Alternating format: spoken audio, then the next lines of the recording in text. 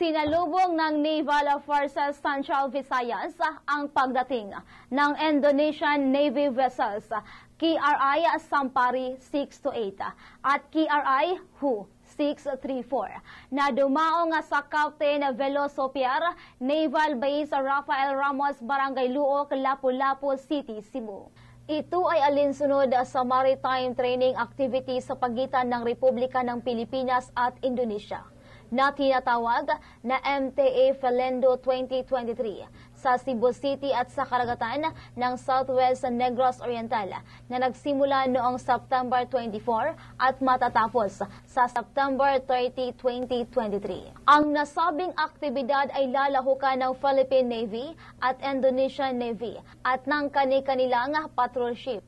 Ang MTA Felendo 2023 ay isang taunang Navy-to-Navy maritime training sa pagitan ng PN at IDE na isinasagawa ng iba't ibang naval operating forces sa Pilipinas na susuklian sa parihong kaganapan sa Indonesia. Ngayong taon ay gaganapin ang third iteration MTA Felendo 2023 upang higit na mapabuti ang interoperability, situational awareness at mutual cooperation sa pagitan ng dalawang hukbong dagat.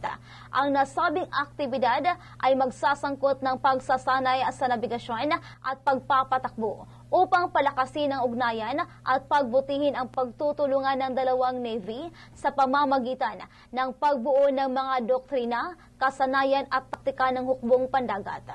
Ito ay isusulong sa pamamagitan ng pagsasagawa ng field training activities tulad ng maritime security operations, surveillance, reconnaissance, maritime interdiction operations, gunnery training, at air operations training. Ang Naval Forces Central Visayas ay nagpapatuloy sa kanilang advokasya at hindi natitinag na pangako na palakasin ang kasalukuyang collaborative partnership at pakikipag-ugnayan sa iba't ibang counterpart Navy forces sa Asia-Pacific region upang makamit at mapaunlad ang pagtutulungan tungo sa kapayapaan, katatagan, seguridad at kaunlaran ng Visayas. Successful operation is actually being precursored by preparation, and this is actually what you are doing to ensure that we will be successful in the incoming operations that we're going to have. Once again, I'd like to congratulate all of you for a job well done,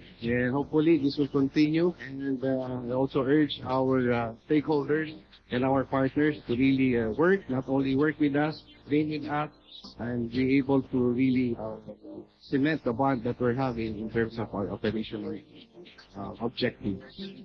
With that, my congratulations again, Commodore Gagua, for a job well done. Of course, Captain Reyes and Exercise Director, and to all the participants for this year's.